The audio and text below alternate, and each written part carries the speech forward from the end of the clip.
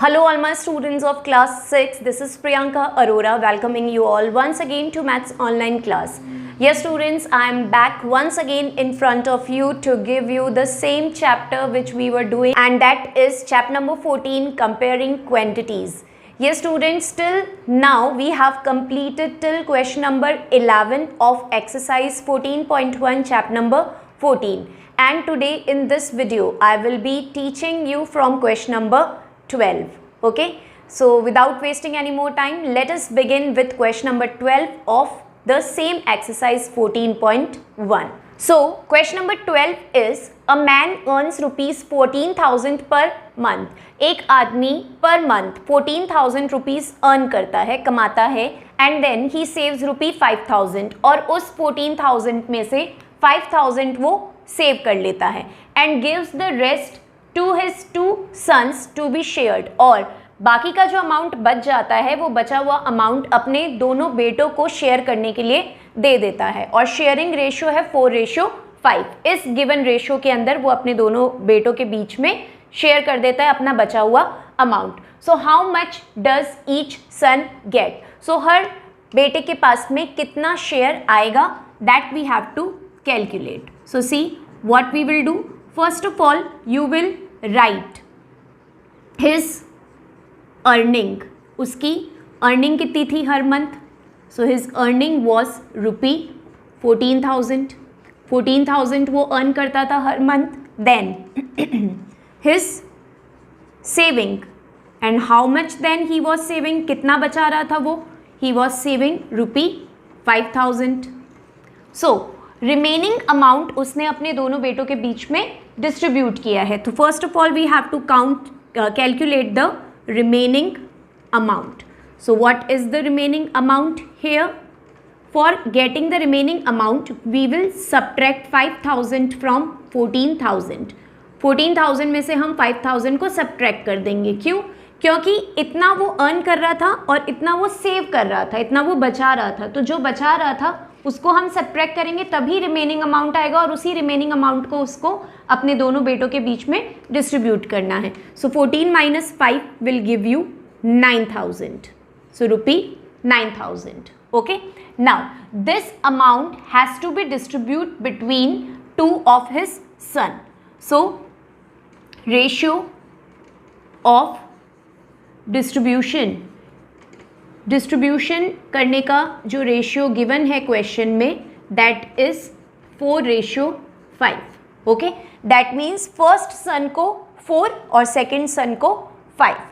Second step में आप इसके बाद में करोगे सम ऑफ रेशियो। कभी भी डिस्ट्रीब्यूशन वाले क्वेश्चंस आते हैं रेशियो के, तो मैंने आपको बताया था कि नेक्स्ट स्टेप में हम रेशियो को ऐड करते हैं। तो आप नेक्स्ट स्टेप में रेशियो को जब आप ऐड करोगे तो आपके पास आ जाएगा 4 + 5 = 9। अब हम निकालेंगे शेयर ऑफ फर्स्ट सन। अब हमें देखना है दोनों बेटों को कितना मिलता है, तो पहले हमने फर्स्ट सन का निकालना है। तो फर्स्ट का क्या है 4, तो फ्रैक्शन जैसा मैंने आपको बताया था, पहले आप फ्रैक्शन बनाओगे 4, then total will come in the denominator 9 multiply by the remaining amount. Remaining amount को ही डिस्ट्रीब्यूट करना है, so the remaining amount is 9,000, so multiply by 9,000 here.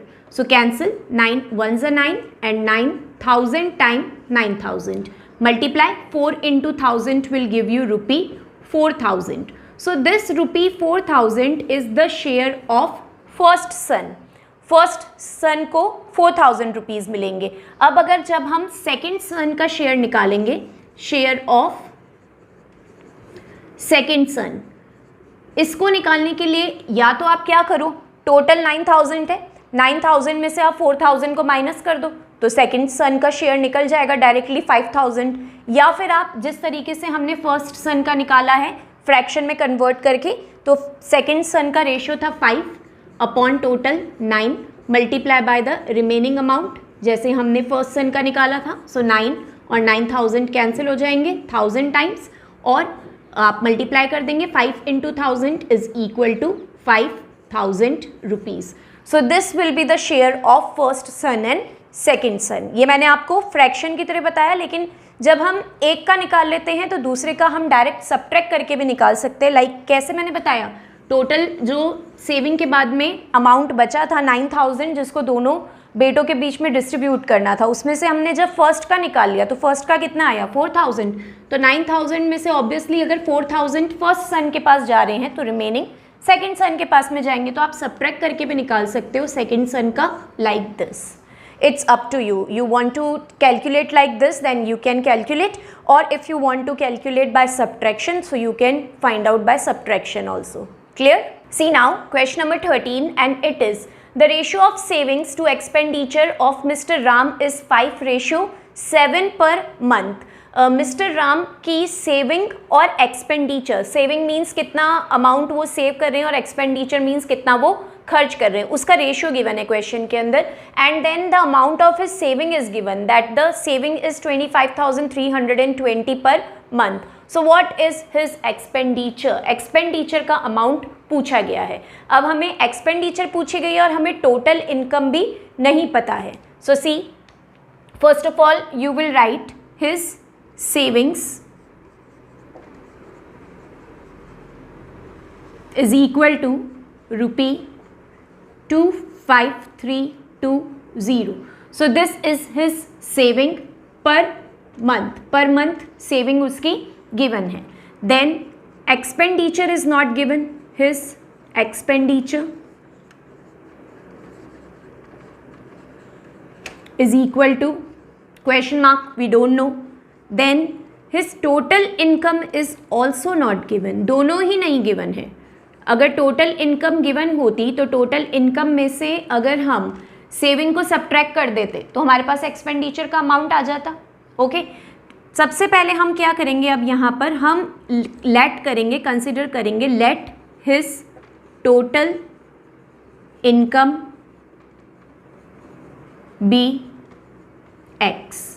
हम सबसे पहले मानेंगे कि उसकी टोटल इनकम x है और हम टोटल इनकम को ही कैलकुलेट करेंगे क्योंकि अभी हमने उसको x कंसिडर किया है। तो टोटल इनकम को हम कैलकुलेट कैसे करेंगे, हम टोटल इनकम को कैलकुलेट करेंगे जो इनका रेशियो गिवन है उसके अंदर। सो रेशियो कितना गिवन है, बट वेट, टोटल इनकम की स्टेप लिखने से पहले आप सम ऑफ जो रेशियो गिवन है क्वेश्चन के अंदर पहले उसको मेंशन कर देते हैं। So the given ratio in the question is given ratio is 5:7. Okay, next step में आप करिए sum of ratio. So the sum of ratio will be 5 plus 7 that is equals to 12. Okay, now अब हम क्या करेंगे, अब जो मैं स्टेप आपको पहले बता रही थी वो यहाँ पर फाइंड आउट होगी। दैट मीन्स हम टोटल इनकम यहाँ पे कैलकुलेट करेंगे और टोटल इनकम को कैलकुलेट करने के लिए हम जो रेशियो काम में लेंगे वो हम लेंगे सेविंग का रेशियो, क्योंकि जो सेविंग का अमाउंट है वो क्वेश्चन में हमें कैलकुलेट करके दे रखा है। तो सेविंग के रेशियो के थ्रू हम पहले टोटल इनकम निकालेंगे। तो कैसे निकालेंगे, देखिए ऐसे क्वेश्चन मैं आपको पहले करवा चुकी हूँ। Saving to expenditure, that means जो फर्स्ट रेशियो है वो सेविंग का है और जो सेकंड रेशियो है वो एक्सपेंडिचर का है। हमें यहाँ पे सेविंग का रेशियो यूज़ में लेना है तो उसका हम फ्रैक्शन बनाएंगे 5/12, right. 5/12 of total income. So total income हमने यहाँ पे क्या ली है x। जब हम टोटल इनकम का 5/12 पार्ट निकालेंगे तो हमारी सेविंग्स आ जाएंगी। तो सेविंग्स कितनी है यहाँ पर क्वेश्चन में given 25320. This is the amount of saving which is given in the question. Okay, how we have to frame the equation, why we are doing this, to find the total income. See, we will frame the equation means fraction of saving. So the fraction of saving will be 5/12 multiplied by total income, which we have taken here x is equals to the amount of saving is 25320. Why we have taken the amount of saving? Because we have taken the ratio of saving. Ratio of saving लिए इसीलिए उसके आगे हमने amount of saving लिया है। ठीक है, अब देखो नेक्स्ट स्टेप के अंदर x जो है आपका वो लेफ्ट हैंड साइड में ही रहेगा इस तरीके से। ये जो 12 है यहाँ डिवीजन में, जब वो उस तरफ ट्रांसफर होगा तो मल्टीप्लिकेशन में आ जाएगा, और जो 5 मल्टीप्लिकेशन में है जब वो राइट हैंड साइड ट्रांसफर होगा तो डिवीजन में आ जाएगा। So see, pay attention here, 5320 multiply by 12. Why 12? Because 12 is here in the denominator in division, so that will go in multiplication, and this 5 which is in multiplication will come in division. 5 division में आ जाएगा. Now cancel this 5 and 25,320 by the table of 5. So 5 1s a 5 here, 5 5s a 25. Now we have to take two numbers together. 25 हम use कर चुके हैं, 32 collectively हमको use में लेना है, तो उससे पहले हम एक 0 लगाएंगे. Now 5 6 a 30, 2 carry over 20, so 5 4s a 20. 5064 इसको अब आप मल्टीप्लाई करेंगे 12 से. 5064 को आप 12 से मल्टीप्लाई करेंगे, so see 2 4s a 8, 2 6s a 12 and 2 5s a 10. Now by 1 4 6 0 5 add it 8 6 7 0 6. So 60768. X is equals to rupees 60,768. और ये जो है x की वैल्यू आई है, और x हमने किसको कंसिडर किया था? x हमने कंसिडर किया था टोटल इनकम को. दैट मीन्स उस पर्सन की, मीन्स मिस्टर राम की टोटल इनकम आ गई 60,768 रुपीज़. नाउ अब अगर ये टोटल इनकम है, उसमें से सेविंग्स इतनी है, तो हम इजीली एक्सपेंडिचर निकाल सकते हैं. So his expenditure, now expenditure ही पूछा गया है क्वेश्चन में. उसका एक्सपेंडिचर निकालने के लिए आप क्या कर सकते हो? टोटल जो उसकी इनकम आई है, जो हमने अभी कैलकुलेट करी है, टोटल इनकम में से अगर आप उसकी सेविंग्स को सब्ट्रैक्ट कर लोगे, हिज सेविंग्स, अगर हम उसकी सेविंग्स को सब्ट्रैक्ट कर देंगे टोटल इनकम में से, तो उसका एक्सपेंडिचर फाइंड आउट हो जाएगा. So the total income was ₹60,768. Okay, and his savings was 25,320. So this was his savings. अब आप सब्ट्रैक्ट करिए इसको, देखिए 60,768 में से आप 25,320 को सब्ट्रैक्ट करिए. सो 8 6 minus 2 is 4, 7 minus 3 is again 4, 10 minus 5 is 5, and 5 minus 2 is 3. That means ₹35,448 is his expenditure per month. Her month का एक्सपेंडिचर है उसका 35,448 रुपीज़. ओके स्टूडेंट्स, यहाँ पर जैसे मैंने आपको सब्ट्रैक्ट करके कैलकुलेट करना बताया है, आप चाहो तो आप कैंसलिंग करके भी कर सकते हो, but I suggest you to do the subtraction method only because it will be easy for you. और कैंसलिंग वाला मेथड भी मैं आपको प्रीवियस क्वेश्चंस में एक्सप्लेन कर चुकी हूँ. अगर आप फ्रैक्शन वाले मेथड से कैलकुलेट करते तो कैसे करते? देखिए, एक्सपेंडिचर का रेशियो कितना था? 7.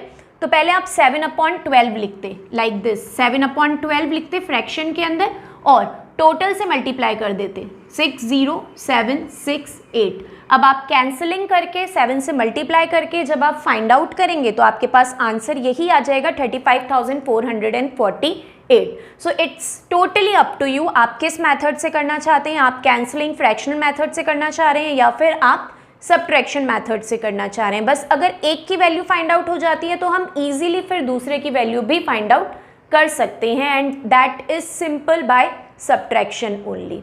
Okay students, got it. इस क्वेश्चन के अंदर टोटल इनकम नहीं गिवन थी, इसीलिए हमने पहले टोटल को x कंसिडर करके सेविंग की रेशियो की हेल्प से और सेविंग के अमाउंट की हेल्प से टोटल इनकम कैलकुलेट करी. और एक बार जब टोटल इनकम कैलकुलेट हो जाएगी तो टोटल में से आप सेविंग को सब्ट्रैक्ट करके इजीली एक्सपेंडिचर का अमाउंट कैलकुलेट कर सकते हो. Okay, now students, our next question is a lorry driver charges ₹1,800 to carry 60 tons of weight. Lorry driver, lorry means a kind of truck only. एक truck driver है जो अगर 60 turns of wait लेकर जाता है तो उसके चार्जेस वो कलेक्ट करता है 1,800 rupees. Okay, then how much will he charge for carrying 80 tons at the same rate. अगर उसको 80 टन्स ऑफ वेट को लेकर जाना है तो उसके वो कितने चार्जेस लेगा. रेट सेम ही है, जो रेट यहाँ रखी थी वही रेट यहाँ होगी 1,800 के अकॉर्डिंग ही, मगर चार्जेस बताने हैं कि चार्जेस जो हैं 80 टर्न्स के हो जाएंगे अब। ओके, तो पहले हम 60 टर्न्स के अकॉर्डिंग लेकर 1 टर्न का कैलकुलेट करेंगे और एक बार हमारे पास 1 टर्न की रेट आ जाएगी तो हम 80 टर्न्स का इजीली निकाल सकते हैं। Okay students, so simple question है ये, बहुत ही ज़्यादा। सबसे पहले आपको यहाँ पर लिखना है सी द कॉस्ट ऑफ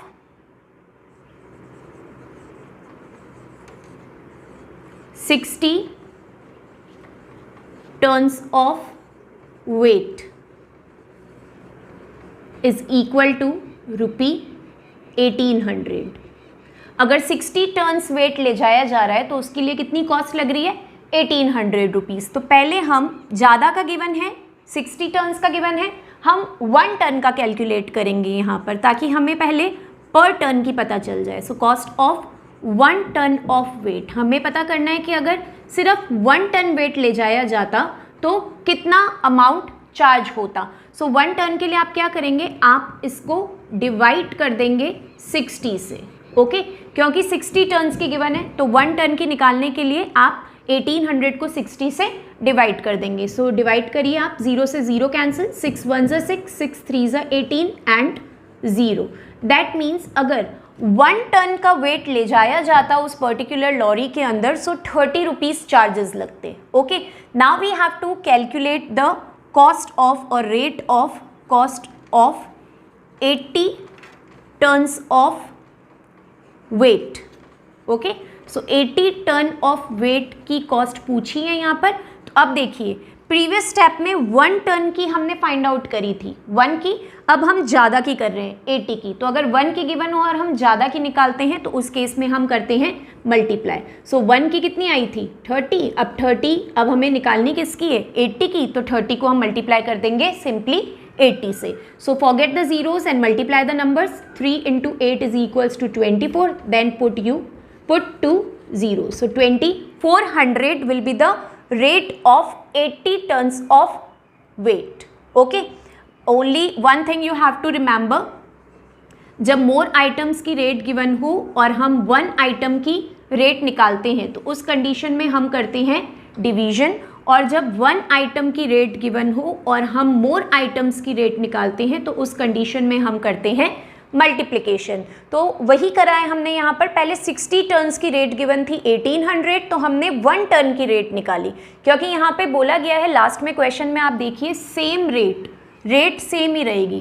तो यहाँ पे जो 1 रुपये की रेट रहेगी वही यहाँ पे 1 रुपये की रेट रहेगी, 1 टन की रेट रहेगी। जो यहाँ पे 1 टन की रेट रहेगी वही यहाँ पर 1 टन की रेट रहेगी। तो पहले इसीलिए हमने 1 टन की रेट निकाली है। लाइक 60 टन्स की रेट थी 1800, सो 1 टन की रेट क्या निकल गई? 1800 divided by 60, because more items were there, 60 were given and we have calculated of 1, so that's why we have done here division, and after division we got ₹30. That means the cost of 1 ton of weight was ₹30. अब 1 की given है और next step में हम निकाल रहे हैं 80 की, इस वजह से हम यहाँ पर क्या कर रहे हैं आगे? Multiplication. So the cost of 80 tons of weight ₹30 multiply by 80. So 3 × 8 24 and then 2 zeros. Okay.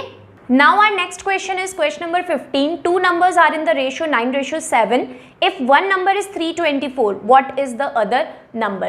दो नंबर्स का रेशियो गिवन है 9:7, उसमें से एक नंबर गिवन है, दूसरा नंबर नहीं गिवन है, और दोनों नंबर का सम कितना है वो भी नहीं गिवन है। So see, first of all you will write given ratio. So given ratio here is 9:7. Okay. In next step, write down sum of ratio.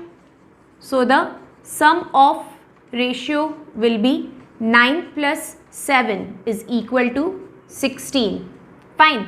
Now, first number which is given in the question is 324. It is given. And it is asked to find out the second number. हमें second number find out करना है. Okay, so we don't know the second number, and at the same time we don't know the total of both numbers also. हमें दोनों numbers का सम भी नहीं पता है यहाँ पर। ओके, सो अभी हमने जैसे किया था 13th क्वेश्चन, तो इसमें हम क्या करेंगे, let the total of both numbers be x. हम मानेंगे कि दोनों नंबर की जो टोटल है वो क्या है, x है, और सबसे पहले हम टोटल ही निकालेंगे। सो टोटल निकालने के लिए हम क्या करेंगे, टोटल निकालने के लिए आप जो फर्स्ट नंबर का रेशियो है वो काम में लोगे। So the first number ratio is 9, तो आप लोगे 9 अपॉन टोटल क्या है रेशियो का 16। इसको जब हम मल्टीप्लाई करेंगे टोटल से, total of both number, so total of both number is x, तो हमारे पास में रिजल्ट क्या आ जाएगा फर्स्ट नंबर का 324। ये इक्वेशन फ्रेम करना आप सीख लीजिए, then it is simple for you. हम यहाँ पर टोटल कंसिडर कर रहे हैं x, और हमने फर्स्ट नंबर की सारी इंफॉर्मेशन यूज़ में ली है क्योंकि फर्स्ट नंबर हमें कैलकुलेट करके दे रखा है क्वेश्चन में। सो फर्स्ट नंबर का रेशियो है 9, डिनोमिनेटर में टोटल आ जाएगा फर्स्ट और सेकंड का, so it will be 16 multiply by total that is x is equals to 324। Again now this denominator 16 will go that side in multiplication, so x यहाँ पर ही रहेगा, x is equals to 324 multiply by 16 upon जो division में number था वो multiplication में चला गया, और जो मल्टीप्लिकेशन में 9 था वो आ जाएगा आपके पास में डिवीजन के अंदर। Now 9 and 324 are cancelling by the table of 9, so 9 1s are 9, 9 3s are 27, 5 carry over 54, so 9 6s are 54। Now multiply 36 and 16 को आप मल्टीप्लाई करिए, 6 6s are 36, 6 3s are 18, 18 plus 3 21, 1 6s are 6 and 1 3s are 3, so 6 7 5, so 576 is the value of x, और x हमने किसको consider किया था, total of both number, दोनों number के टोटल को हमने x कंसिडर किया था। दैट मीन्स हमारे पास टोटल आ गया है। अब जब हमारे पास टोटल आ गया है, हमारे पास फर्स्ट नंबर है, तो हम इजीली सब्ट्रैक्ट करके सेकंड नंबर कैलकुलेट कर सकते हैं। सी सेकंड नंबर, यही पूछा गया है क्वेश्चन में कि find out the second number, so second number is equals to total minus first number. So are total in this question that we have calculated is 576, and the first number which is given in the question is 324. So subtract 576 में से आप 324 को subtract कर लीजिए, 6 minus 4 is 2, 7 minus 2 is 5 and 5 minus 3 is 2. So 252 is the answer. This is the value of second number. Okay, और जैसा मैंने आपको क्वेश्चन नंबर 13 में भी बताया था कि आप क्या कर सकते हो, इसको फ्रैक्शन के थ्रू भी निकाल सकते हो सेकंड नंबर को। सो सेकंड नंबर का फ्रैक्शन कैसे फ्रेम हो जाएगा, आप सेकंड रेशियो है 7, तो आप यहाँ पर लिख सकते हो 7 अपॉन 16 टोटल, और मल्टीप्लाई बाय कर दीजिए टोटल से। सो 576 इस तरीके से आप इक्वेशन बना लीजिए, और फिर आप कैंसलिंग करिए, मल्टीप्लाई करिए, आपके पास रिजल्ट सेम ही आएगा। But as I told you, it is simple to do the subtraction once you get the value of one part. अगर आपके पास टोटल की वैल्यू आ जाती है तो टोटल में से आप फर्स्ट नंबर को सब्ट्रैक्ट करके सेकेंड नंबर ईजिली कैलकुलेट कर सकते हो। So not necessary to go in this method for the second number to calculate. Okay students? Yes. Now the next question is divide 6327 between Geeta and Sita in the ratio 4:5. So this is very simple question. This is the amount which we have to distribute between these two girls, and the ratio of distribution is given in the question. So first of all you will be writing sharing ratio. किस ratio में वो दोनों share करने वाले हैं, so it is given 4:5। After that you will be writing sum of ratio, ratio का sum निकालेंगे आप। सो रेशियो का सम निकल जाएगा 4 + 5 that is equal to 9। Okay, now total amount कितना गिवन है जो हमको डिस्ट्रीब्यूट करना है दोनों के अंदर। So total amount which is given for distribution is ₹633 7. Okay, now one by one we will calculate the share of both the girls. So first name is of Geeta, तो पहले हम गीता का शेयर निकालेंगे. गीता's share is equals to, Gita का share निकालने के लिए गीता का रेशो काम में लेंगे, that means 4. So 4 upon total is 9 multiply by 6, 3, 2, 7. Okay, now cancel it. 9 1s are 9, 9 7s are 63. Now we have to take two numbers together. So firstly we will put one 0 and then 9 3s are 27. So multiply 4 and 703. 4 और 703 को जब आप multiply करोगे, so 4 3s is 12, 0 है तो complete 12 आएगा and 4 7s are 28. So 2812 is the share of Geeta. Similarly we will find the share of Sita. So it will be Sita's share. और सीता का शेयर निकालने के लिए सीता का फ्रैक्शन होगा, यहाँ पर सीता का रेशो है 5 and total is 9. So 5 upon 9 will be the fraction of Sita.